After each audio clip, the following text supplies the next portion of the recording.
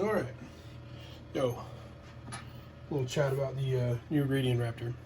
So, I was on the forums trying to figure out how I was going to mount a guide scope to this and realized that I'm not the only one having that problem.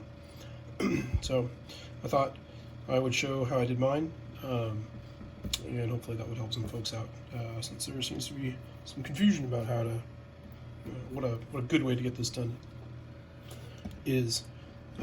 So the way I've got it set up here, I'm just repurposing the Vixen 4-inch plate that it came with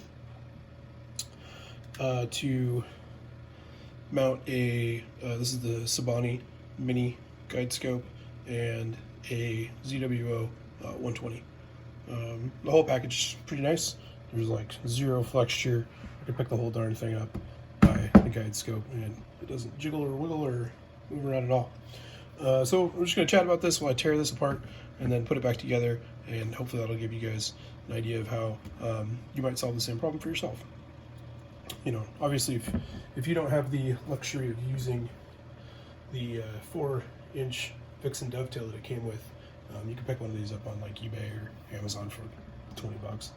I'd also recommend buying some assorted M20s, or I'm sorry, quarter-inch 20s, different lengths to solve some of the sizing problems. You can also use M6. If you have those, you'll be a little offset. One thing that's led to some confusion is the thread on these holes is different depending on which one they are. So the center ones are all quarter-inch 20. The outer ones on the rings are all M6. So M6, quarter-inch 20, M6 here as well. Here we're using quarter-inch 20 pretty much throughout on this little setup. Let's tear this guy apart. Another thing that I noticed is some folks tend to, for some reason, use the 1 1/4-inch extender on the ZWO 120 here with this guide scope, and you don't need to do that.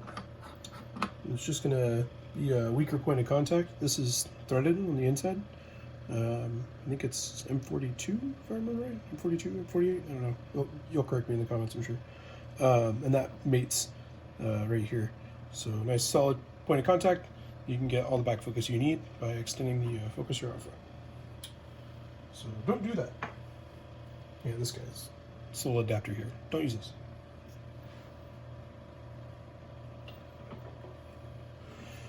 Okay, let's get the guide scope off. Sure, we cover up our optics while we're working. There's nothing like getting a bunch of crap in there. So, now you can see this a little bit better. So I'm just going in through the top of the slots here at the front and the back with a wide head quarter-inch 20 screw, screwing into the center hole on the top of these rings to hold down the 4-inch Vixen dovetail. This allows me to mate to, you'll see this in a second, to the guide scope's Vixen from underneath. I'll show you that. That'll make more sense in a moment here when we actually get in there and uncover that. So most of these guide scopes have a couple of holes underneath them to allow for alternate mounting, since not every telescope in the world has a finder scope attached to it, and thus a finder scope shoe, which is what these little Vixen guide scope dovetails are meant to slot into. Would have been really nice if Opt had included a compatible shoe for these rings. When I asked them about that, I said, hey, could you recommend one that will fit onto these rings so I can mount a guide scope easily? And they suggested one that was slotted for M4. These are M6, these are quarter-inch, so if you try to mate finder shoe with M4 slots, so it's not going to work out very well for you. So if they tell you to do that, don't. Salespeople, am I right? Okay, so let's take a look at the bottom of this so you can get an idea how I solved this. You can ignore this one for now. This, again, 1/4 inch 20 goes through the bottom of the slot, out the top, and then into the bottom of the finder dovetail. I'll show you that. If you happen to have this exact scope, I'll show you a little trick I did as well to get it a little bit, better contact. So this hole here, 1/4 inch 20. So another thing that's kind of a pain in the butt, and I've found to be pretty common with most Astro gear, is that there aren't a lot of good schematics out there. So when I was shopping around for guide scopes, I couldn't find out what size of threads this hole had, what size the hole was. In fact, the only way that I was able to figure this out was by finding somebody who posted on a forum who said, yeah, that's 1/4 inch 20. And they didn't even say that this was 1/4 inch 20, that this hole in the center specifically was 1/4 inch 20. They used pretty vague language, which is so common on forums. They said, the holes are 1/4 inch 20. Well, this hole and this hole are not. They are not threaded. They are purely for these screws to go into, which come out the top and hold on to the rings. So if you buy this thinking you're going to get 2 points of contact or more, you're not. So the way I worked around that, and this is very specific to this guide scope, you're going to have to deal with your own guide scope, but the way that I got around that is that I found that a 1/4 inch 20 screw kind of just sits in there. It doesn't thread in there, but it just kind of sits in there. So it'll stop it from wiggling back and forth.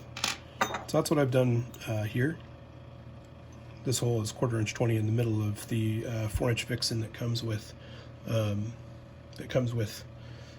Radian scope, and you can see it just barely pops out at the top there, just a little nubbin. So all I'm using that for is just to stop the Vixen from wiggling around. If you look through the rail there, try to get some light on it, you can see just seating it in there, and then screwing into the bottom middle 1/4 inch 20 hole on the finder, or I'm sorry, on the guide scope dovetail. And that seems to work pretty good. That was just these wiggling around, but no flexure. Okay, cool. So next,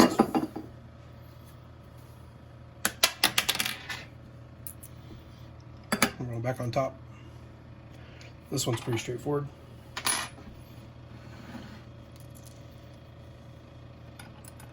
Just through the top.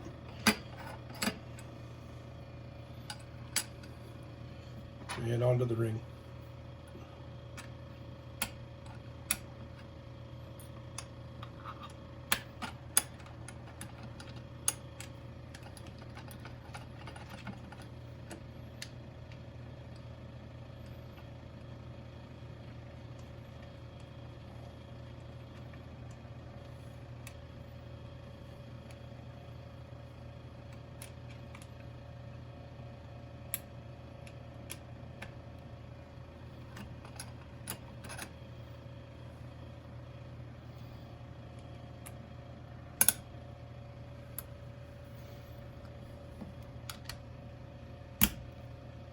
I really do wish that parts like these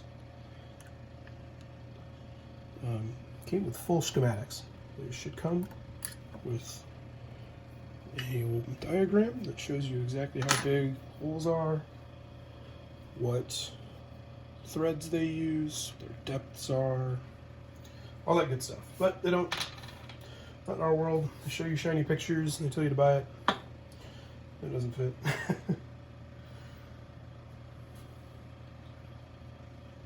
and you gotta resort to watching a blurry video on YouTube from some guy like me, and hopefully you can infer enough information about your own setup to get something done.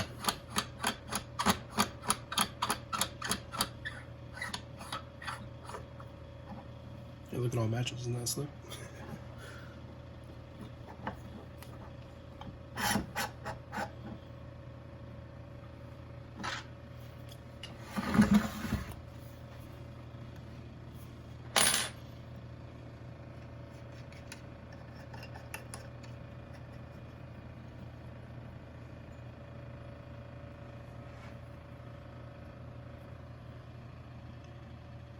All right.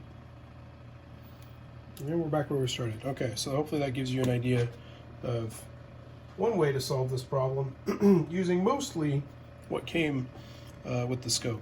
You know, both dovetails, a little bit of extra hardware. I mean, this was like $10. You know, the assorted screws was like $10. This little guide scope, super cheap. You can get it on Amazon for like $50. It's pretty nice. I think it's actually the same product as the ZWO one that's like $100. It feels the same.